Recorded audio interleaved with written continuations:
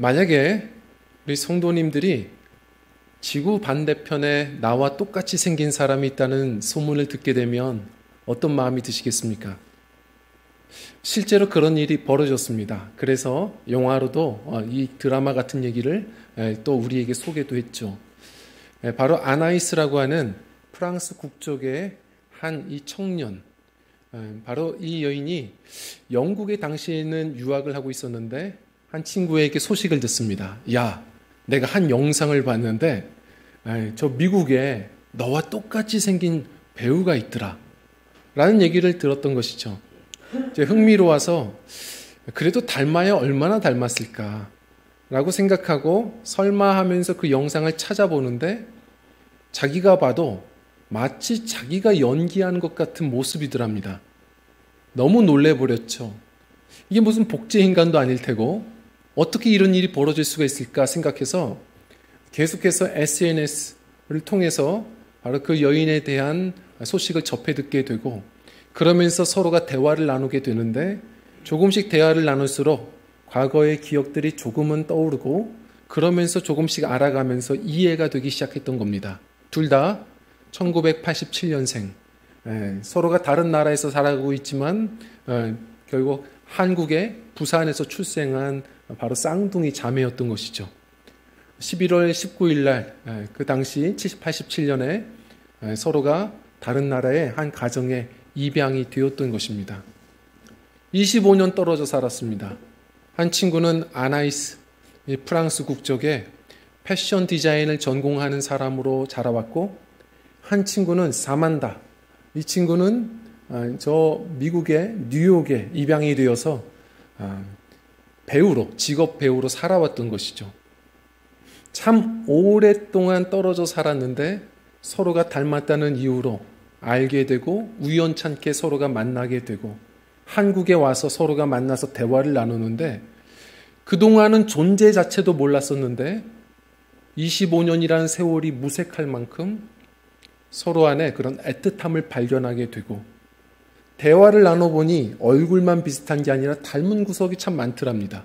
체질까지 닮아서 유제품을 소화하지 못하는 것도 비슷하고 그리고 늦잠을 자면 다음날 늦게 자면 다음날 일어나서 폭식을 하는 습관들까지 비슷한 게 너무나도 많더라는 겁니다. 자, 이게 뭘까요? 이게 바로 형제입니다. 이게 바로 가족인 것이죠. 형제라는 말은 성경에 보면 형제라는 말이 이제 아델포스입니다. 자매라는 말은 아델페예요. 근데 이 두 말 다 어느 단어에서부터 시작을 하냐면 바로 자궁이라는 말에서부터 시작을 합니다. 사람은 좋든 싫든 같은 자궁에서 태어난 형제 자매는 결국 많은 것을 다 공유하며 닮아가며 살아가는 것이거든요. 그게 형제예요. 그게 가족이죠. 그래서 이 25년 동안 서로 존재 자체 몰랐던 두 자매가 서로 만났더니 많은 것이 닮아있다. 이게 참 신비로운 얘기 아닙니까? 자, 제가 이제부터 더 신비로운 이야기를 하겠습니다. 또 신비로운 그런 공동체가 있습니다. 매번 만나면 형제 자매라고 부릅니다. 그런데 닮은 구석은 하나도 찾아볼 수 없는 그런 곳이 있습니다. 어디죠? 교회입니다. 교회는 늘 형제 자매라고 부르는데 사실 닮은 구석이 아무것도 없습니다. 체질도 다 달라서 식성도 다르죠. 점심에 뭐 먹을까 서로 회의하면 회의가 끝나지도 않습니다. 그리고 아침형 인간도 있고 저녁형 인간도 있고 그래서 아침 예배 때 주무시는 분도 있고 철야 예배 때 조시는 분도 있고 다 서로 성향도 다르고 체질도 다른 사람들이 형제라고 서로가 부릅니다. 우리가 그냥 부르는 게 아니라 성경에 보면 이 에베소서 말씀에 바울도 교회를, 성도들을 형제라고 부릅니다. 그 정도가 아니라 오늘 말씀에 보면 너희들은 누구냐? 하나님의 권속이라. 권속이 무슨 뜻이냐면 가족입니다. 너희는 가족이라. 아니 닮은 구석이 아무것도 없는데 우리가 어떻게 뻔뻔하게 형제라고 늘 부를 수 있을까? 우리가 어떻게 가족이라고 말할 수 있을까?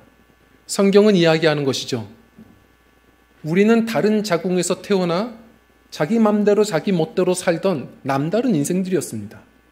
각기 다른 인생들이었는데 중요한 것은 하나님 아버지께서 사랑하심으로 아들 예수 그리스도를 통해서 우리를 믿음의 자리로 불러주셔서 하나님을 아버지라고 부를 수 있는 요한복음 1장 12절 말씀, 예수님을 영접하는 자 하나님의 자녀가 되는 권세를 주셨으니 우리가 하나님의 가족이 된 겁니다.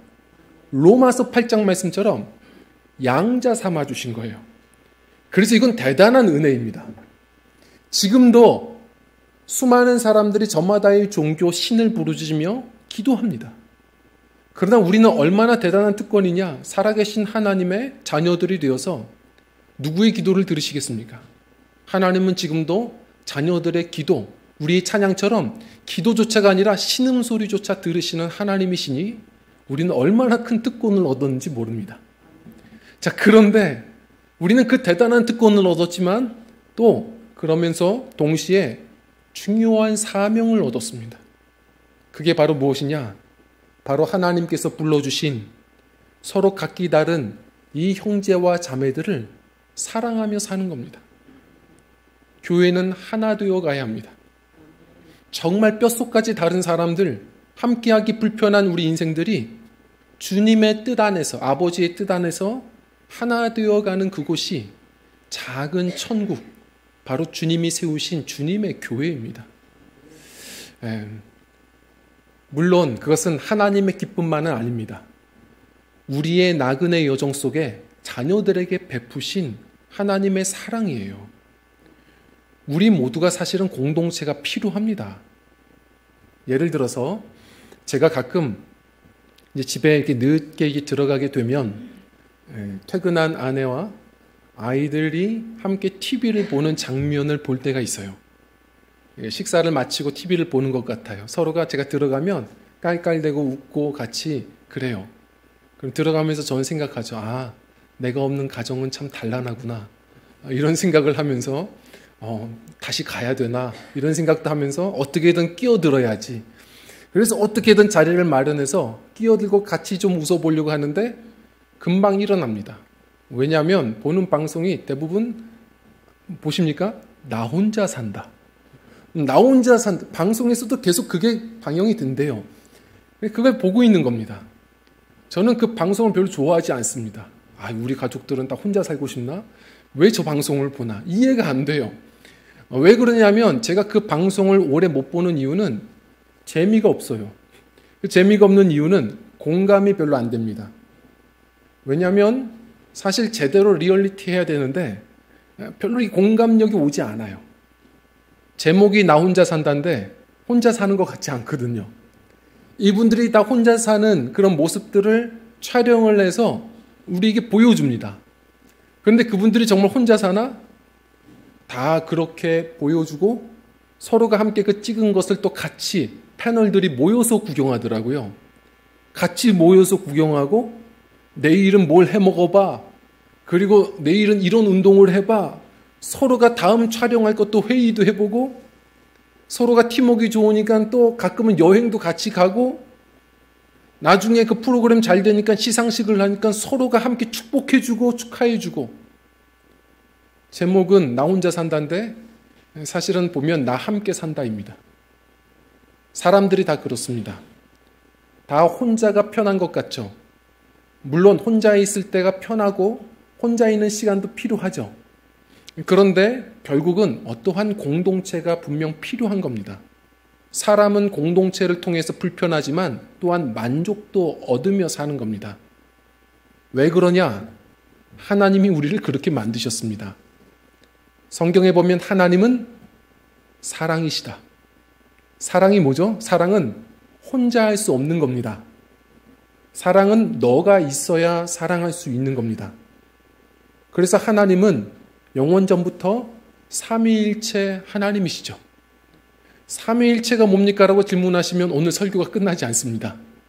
참 사람의 언어로 설명하기 어려운 단어입니다. 그런데 하나님은 성부 하나님, 성자 하나님, 성령 하나님, 영원전부터 온전한 사랑의 연합이세요. 한 분이십니다.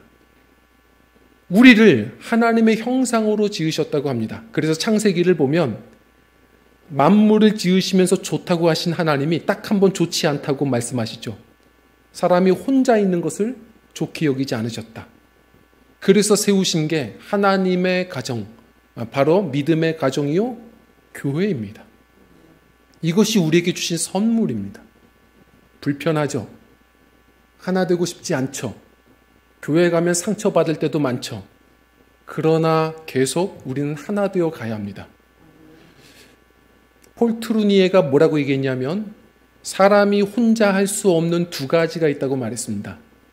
하나가 뭐냐면 결혼이요. 하나는 그리스도인이다. 그리스도인은 혼자서 될 수가 없습니다. 왜요? 예수님이 말씀하신 것처럼 너희가 나와 같이 서로 사랑할 때 세상이 너희를 제자라고 불러줄 거야. 너희가 나처럼 사랑할 때 내 제자인 줄 알리라.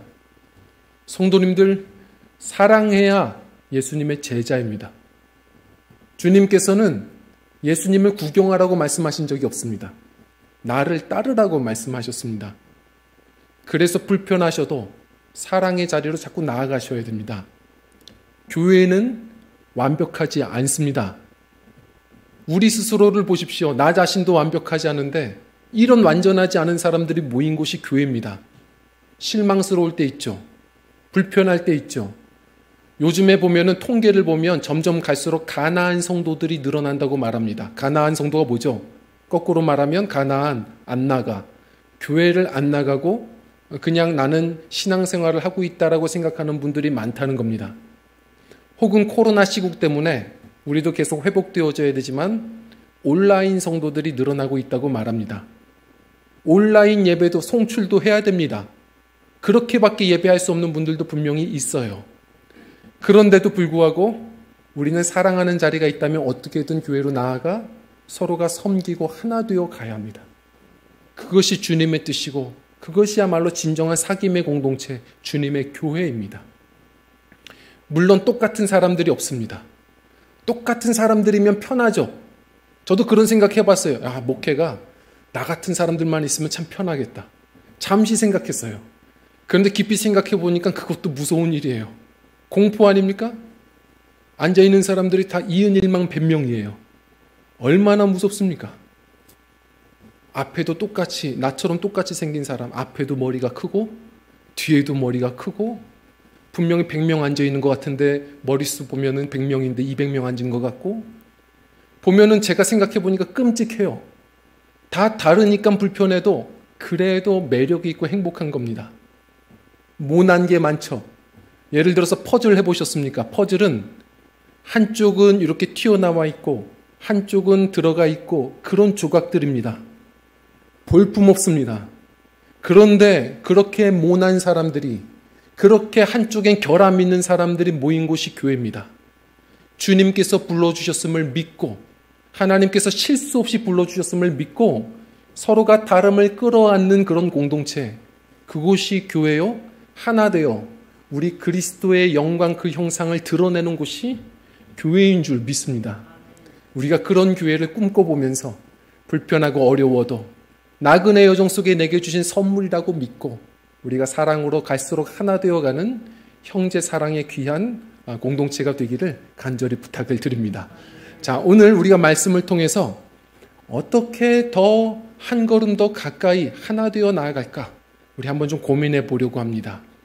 첫 번째로는요, 우리 함께 읽겠습니다. 시작. 생각해야 합니다. 오늘 말씀해 보면 11절, 그러므로 생각하라 라고 시작합니다. 제가 목회가 뭔가 돌아봤는데, 목회는 자꾸 생각하게 하는 거더라고요. 제가 대화를 나눠보면 어떤 성도님들은 목사님, 저 요즘에 생각 없이 삽니다. 요즘에 생각 안 하고 삽니다.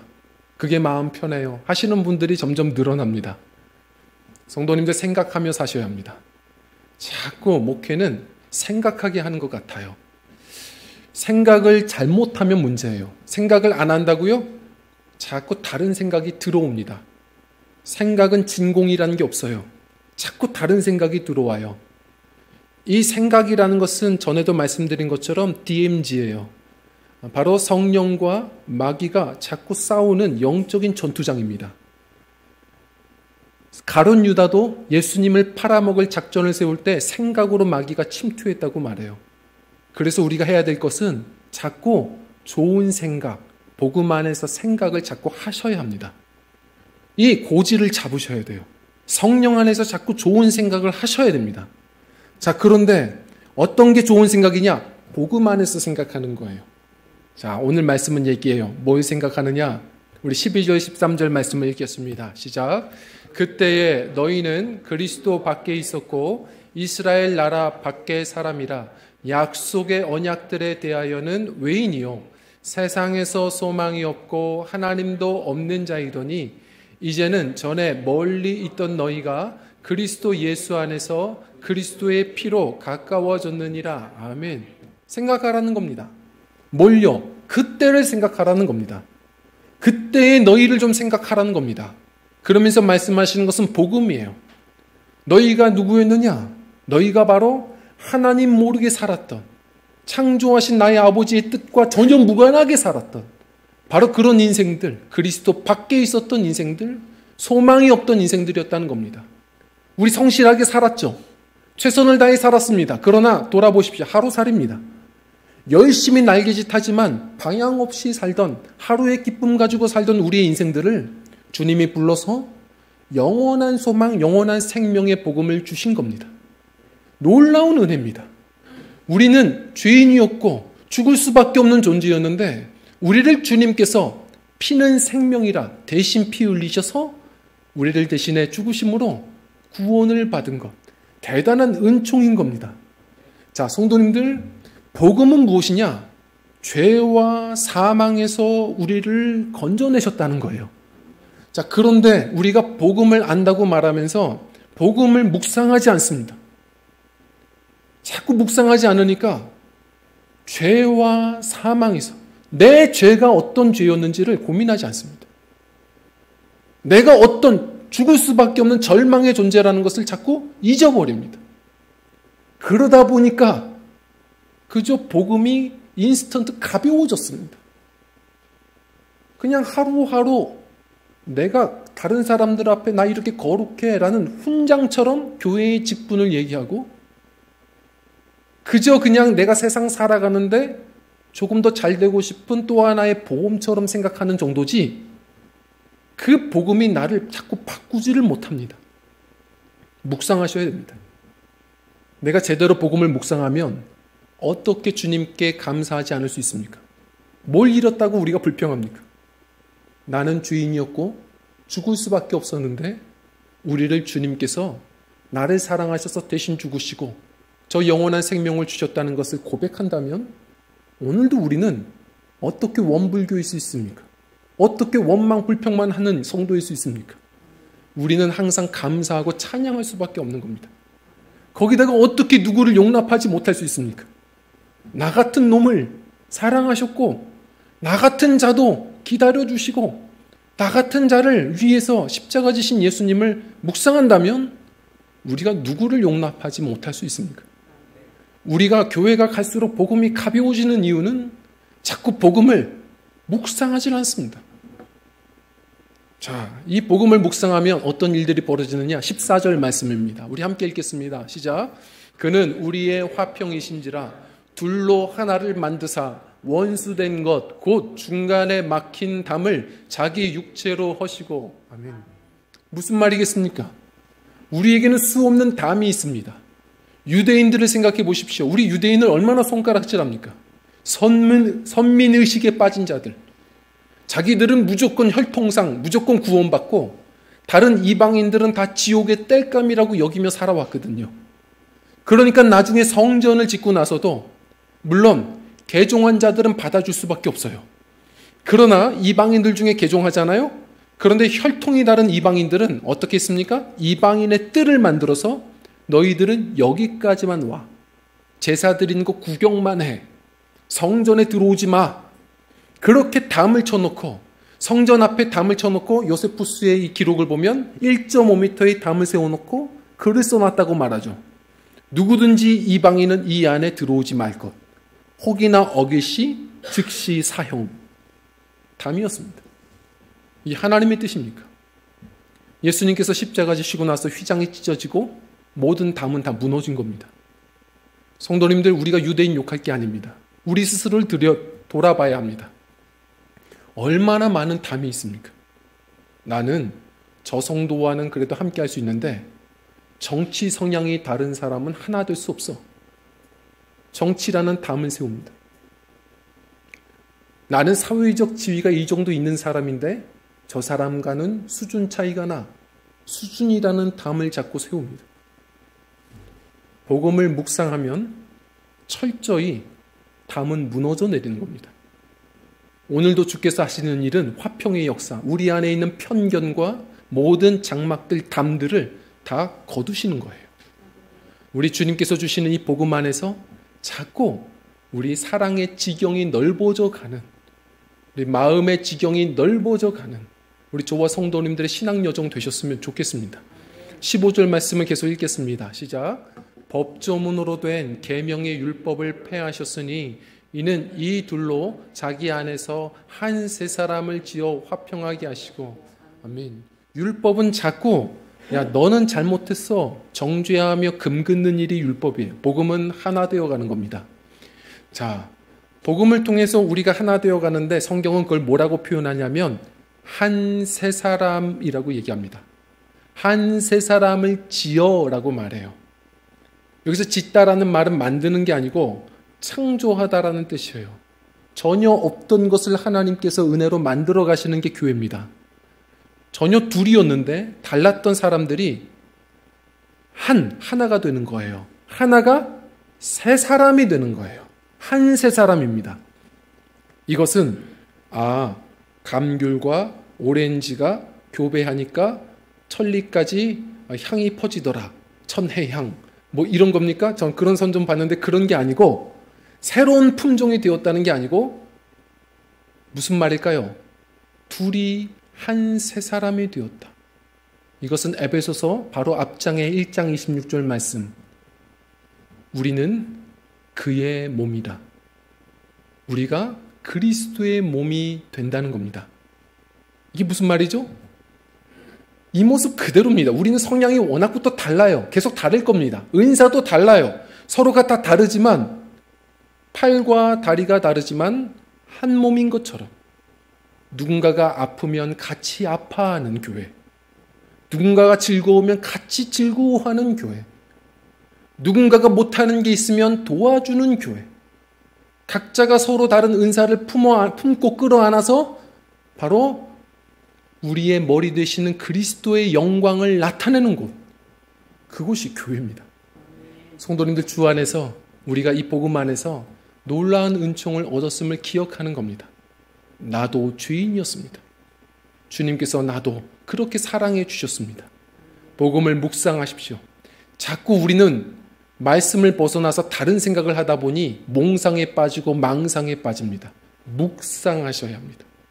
말씀을 묵상하셔서 우리 주님께서 모퉁이 돌이 되시는 참 아름다운 성전으로 갈수록 하나 되어 우리가 그렇게 세워져 가는 주님 보실 때의 아름다운 그런 교회가 꼭 되었으면 좋겠습니다.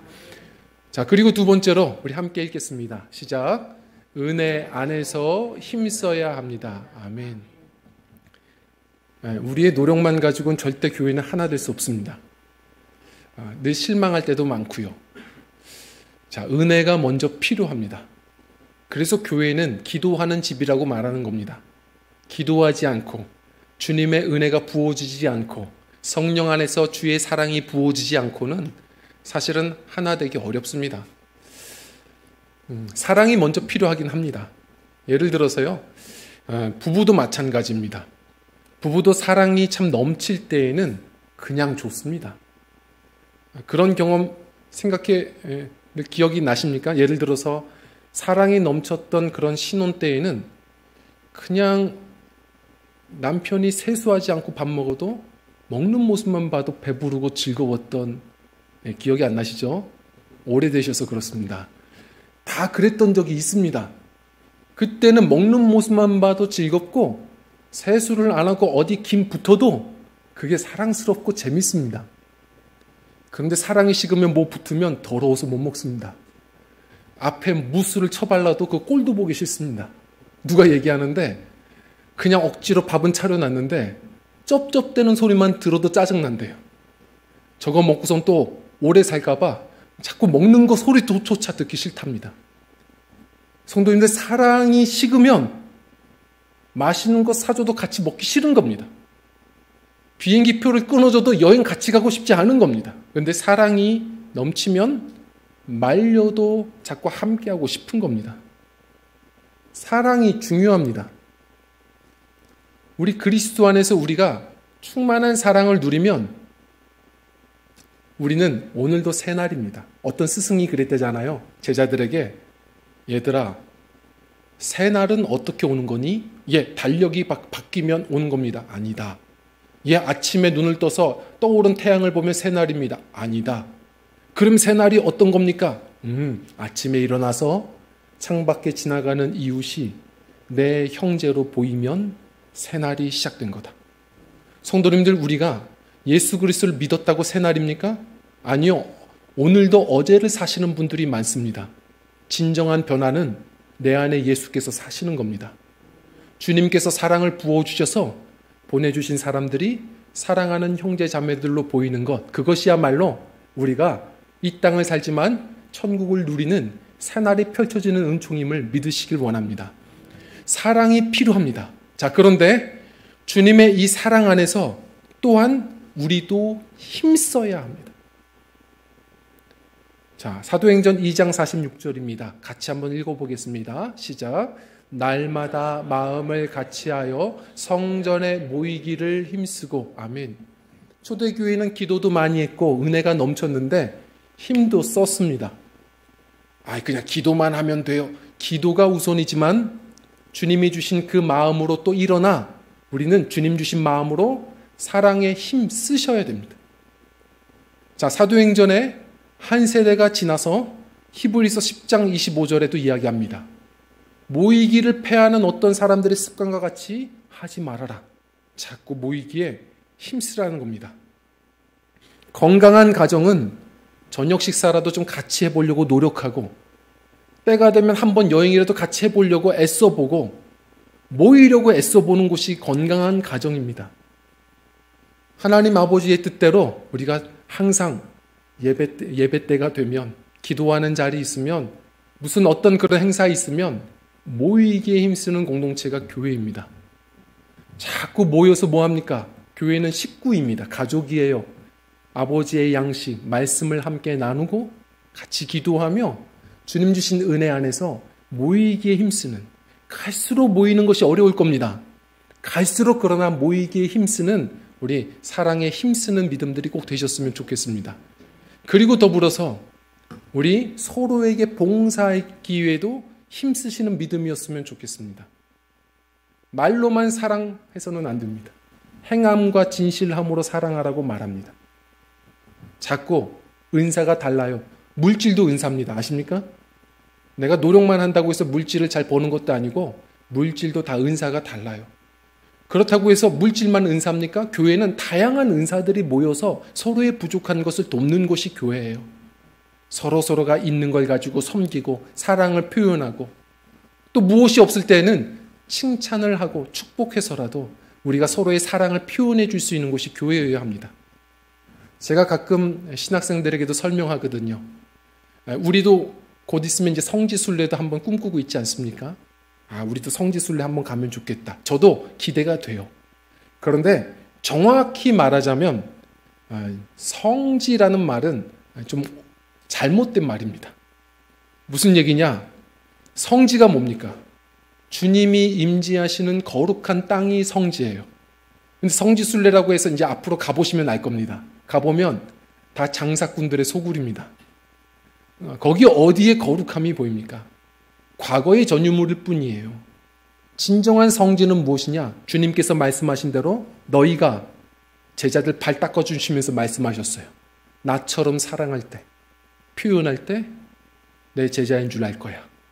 너희가 서로 이렇게 사랑할 때 내가 너희 중에 있느니라. 사랑하는 그 자리가 성지입니다. 믿음의 가정이신가요? 우리가 자녀들을 볼 때 이렇게 안아주시고 기도해 주시고 사랑한다고도 좀 표현해 주세요. 아빠 지금 뭐 하시는 거예요? 라고 질문을 하면 그때 얘기하세요. 응, 가만히 있어봐. 아빠 지금 성지순례 중이야. 얘기하세요. 교회도 마찬가지입니다. 목장 모임 그냥 집에 빨리 가지 말고 서로가 한번 축복해주고 칭찬해주고 함께 그렇게 밥상 공동체도 이루어보고 그렇게 축복하면서 오늘따라 왜 이렇게 칭찬하세요? 하면 그때 얘기하세요. 예, 가만히 있어 보세요. 저 지금 성지순례 중입니다. 그곳에 주님이 임재하시고 그곳에서 교회는 작은 천국을 맛보며 사는 겁니다. 오늘의 이 은혜의 말씀을 우리가 꼭 기억하고 결단하며 나아갔으면 좋겠습니다. 자, 오늘 성경 말씀은 우리에게 이렇게 희망 섞인 말을 마지막으로 전달해 줍니다. 21절, 22절 말씀 한번 읽어보겠습니다. 시작. 그의 안에서 건물마다 서로 연결하여 주 안에서 성전이 되어가고 너희도 성령 안에서 하나님이 거하실 처소가 되기 위하여 그리스도 예수 안에서 함께 지어져 가느니라. 아멘. 며칠 전에 비가 그리 많이 왔습니다. 그래서 새벽에 이렇게 기도하고 있는데 똑똑 소리가 나서 설마 하고 봤는데 또 저 뒤쪽에 물이 이렇게 새는 걸 본 거예요. 한 권사님께서 또 속상해 하시면서 목사님 얼마나 속상하세요? 라고 얘기도 하십니다. 물론 마음이 기쁘지 않죠. 근데 사실 그러나 그렇게 속상하지는 않아요. 왜요?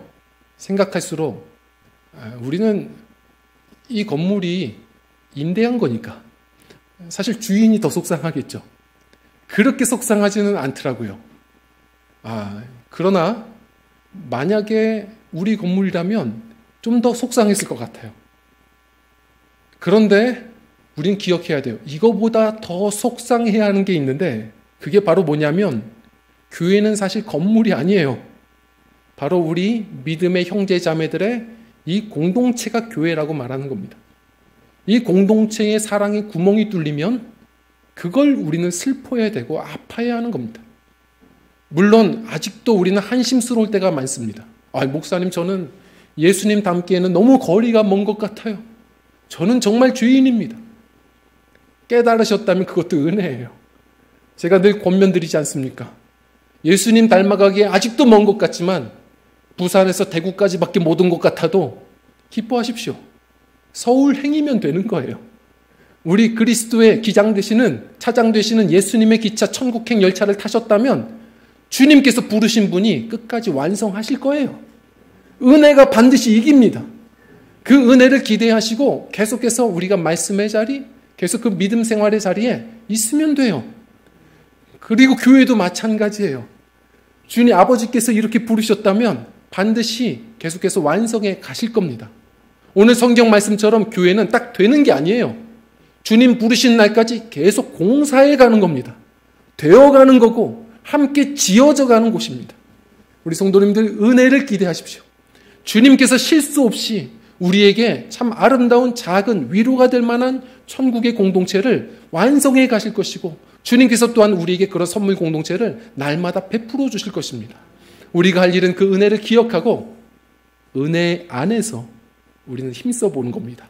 자꾸 은혜 안에서 복음을 생각하고 그 은혜 안에서 주신 말씀 따라 우리가 사랑을 나눌 때 우리 사람을 통해 일하시는 주님께서 우리에게 모두에게 복된 귀한 교회를 우리에게 베푸시고 갈수록 더 아름답게 지어져가는 귀한 성전을 우리에게 경험케 하시리라 믿습니다. 이 아름다운 교회를 함께 이루어갈 수 있는 저와 성도님들의 믿음의 여정이 되시기를 간절히 부탁을 드립니다. 우리 함께 찬양하고 기도하는 시간을 갖겠습니다.